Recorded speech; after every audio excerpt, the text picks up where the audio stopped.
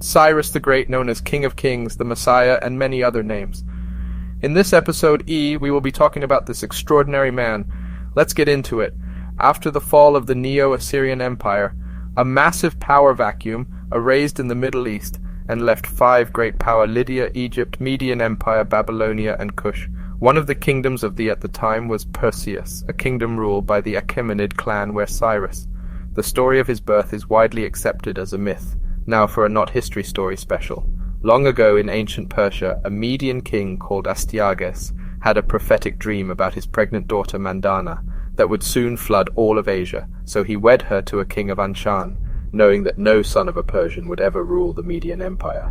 But he had another dream soon after, in which vines grew from Mandana's womb to engulf the entire world. Paranoid Astyages decided to kill the child as soon as it was born. This boy, known as Kurosh, by old Persian pronunciation, but to us, Cyrus, came into the world at the royal palace Ecbatana in 600 BC. Astyages immediately ordered for one of his seniors, Harpagus, to kill the baby and dispose, but instead Harpagus decided to raise Cyrus as their own son. One day Cyrus was playing then known as his secret identity, as Agradates was playing king and court with a few other boys. One of them was the son of a Median magnate. Cyrus ended up whipping the noble boy, who then complained to his father. Cyrus was summoned before Astyages, who quickly knew that this is the boy he had ordered Harpagus.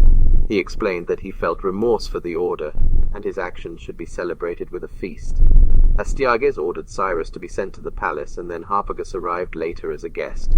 And during the feast, Astyages made Harpagus eat his own son.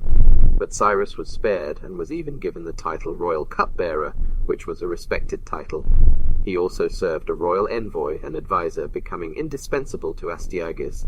At the same time, Harpagus had been befriending anti-Astyages noble, and Cyrus was collaborating with them. In 552 BC, they decided to act. The Persian revolt was born. After winning the Battle of Hurba and the Battle of the Persian border, Cyrus and his allies crushed Astyages' army outside Pasargadae at the Battle of Pasargadae Hill, taking Ecbatana soon after. Almost immediately, Median governors in Bactria, Hyrcania, and Parthia submitted to Cyrus. This marked the beginning of the Achaemenid Empire. At first, it was originally a collaboration between Media and Persia. In the aftermath, Cyrus put his provinces into satraps, sending overseers to see if they managed up to Cyrus. At the same time, the Immortals were formed an elite regiment, always staying the amount of 10,000. Cyrus decided to befriend his powerful neighbors Lydia and Babylonia. An oracle in Delphi told the Lydian king Croesus, if he attacked the Persians, he will destroy a mighty empire. So Croesus mobilized his forces to attack Cyrus. Cyrus decided to send envoys to the ancient Greeks to not aid Lydia in the upcoming war, but they refused the decision the Greeks made, lead up to the famous Greco-Persian wars. Croesus crossed to Halys to besiege the city Ptiera. Hearing this invasion, Cyrus decided to gather an army to face the Greeks in the west. When Pteria fell, Croesus enslaved the inhabitants and sent them across Lydia. As Cyrus arrived in Lydia with a smaller number of troops than Lydia, Croesus, confident in his ability, clashed with Cyrus at the Battle of Thymbra, but in the clash, which lasted the entire day, the Persian center smashed right through the Lydian army. Croesus retreated to his capital of Sardis, Croesus, thinking the hostilities would stop due to it being winter. But Cyrus, following the trend in warfare, he decided to camp. Croesus sent emissaries to Babylon, Egypt, and Sparta, asking them to join the war. Crucially, he sent mercenaries with the same order. Croesus sends a cavalry unit to attack the Persians. Harpagus suggested that their cavalry mount on camels to spook the Lydian horses, and it worked.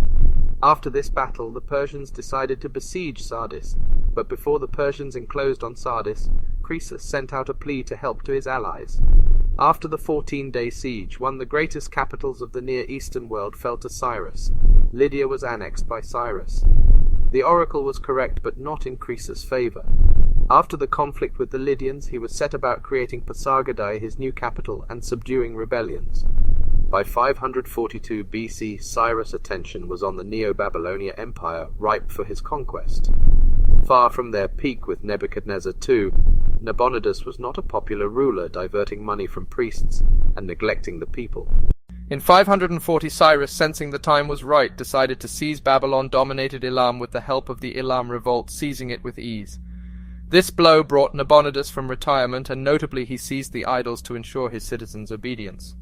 Next year decided to march his increasingly powerful army into Babylonian heartland, but a swollen tributaries, which but Persian engineers made channels to divert the water flow. The delay allowed Nabonidus, after Cyrus eventually got across the Euphrates, the Met at the Battle of Opis, and it was crushing victory for Cyrus.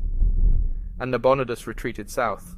Rather than fight another open battle, he was forced to siege Babylon. Cyrus called up a council of war to debate. They decided that a full-scale assault would result in too much. They decided to use a strategy focused on precision and timing. First, to maintain illusion of a conventional siege, stationing one eastern bank of the Euphrates. Cyrus took every non-combatant, servant, slaves, etc., forcing to make a channel to divert the flow of the river. Before the channel was made, the height of the Euphrates was 2 men, but after this engineering feat it was waist height. This was a perfect time for Cyrus to attack in the dead of night during a Babylonian festival. Cyrus' troops entered unnoticed, and by the end of the day Babylon fell, and the idols were given back to the people. Cyrus was welcomed as a liberator. Before I end this episode, I want to talk about how Cyrus is the only foreigner to be called the Messiah by Jews. He is mentioned to Old Testament. Thus says the Lord to his anointed, to Cyrus, whom he has taken by his right hand to subdue nations before him, and strip the loins of kings, to force gateways before him, that their gates be closed no more. I will go before you, leveling the heights. I will shatter the bronze gateways, smash the iron bars. Thanks for watching.